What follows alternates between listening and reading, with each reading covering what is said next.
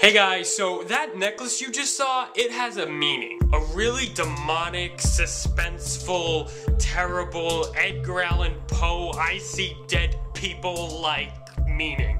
A little while ago we moved, and then we moved back here, and you could see that whole story over there. But there's a lot more that goes to it than just that. So the house we moved to, supposedly, everybody said that it was haunted. But the very first night that we stayed in the new house, my mom swore that she saw a ghost in my little sister's room because she saw my little sister because she was scared. And that night, she woke up around like 2:30-ish in the morning and she saw a figure of like a young girl standing in the doorway, like 14 when I say young, and she had like long black bangs, wearing a white dress, dark eyes, all that stuff. And she said she felt like a bad, like dark demonic energy feeling.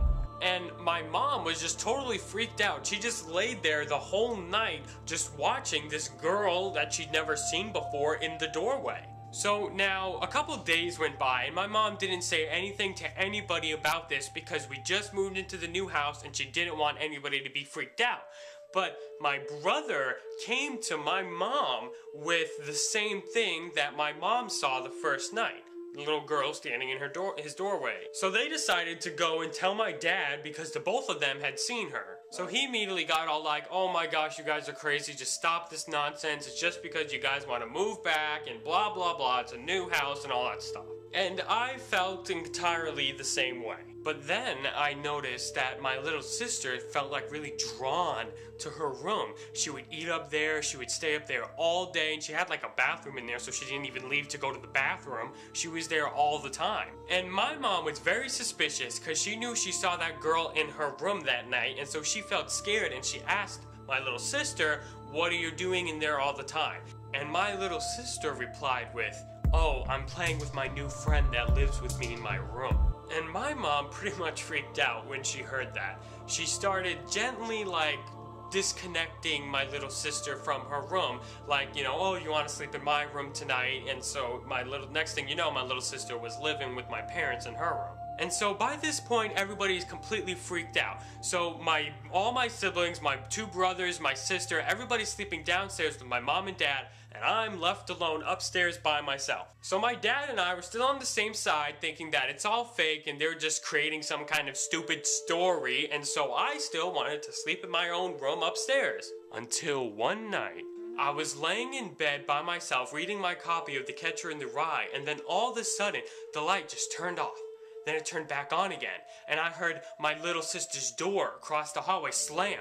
The next thing I know, not even a second, all the doors in the entire upstairs are slamming, open and close, and the lights are going on and off, and I just run downstairs at the speed of light, leaving my copy of The Catcher in the Rye behind, the speed of light down into my dad's room, and I'm like, Dad, you know, wake up, blah, blah, blah, and I told him what happened, and then that's when I started to believe that what my whole family was saying wasn't baloney, and same thing with my dad. And then we moved back to our old house, and it wasn't really because of all the ghost stuff. The house was like really old and broken down anyway, and it just wasn't working out in general. So we moved back to the old house, and then, so when we were unpacking, my mom has like this long, skinny, tall jewelry box that she keeps all her jewelry in, and what she did was she put it in shrink wrap to move up there, and when we were up there for such a short time, she never even had the time to unpack it, I guess, and so we moved it back down in the same way. We moved it back up, it was still in that same shrink wrap.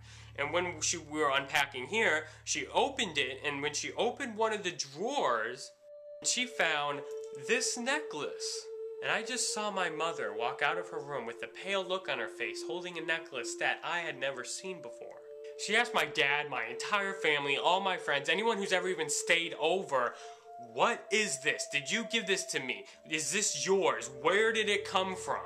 And nobody had an answer. Nobody had ever seen it before. And one of my friends, the Mighty Thor 1212, explained to me that spirits attach themselves to certain objects that meant a lot to them during their time of living. And so I still have this necklace with absolutely no idea what to do with it.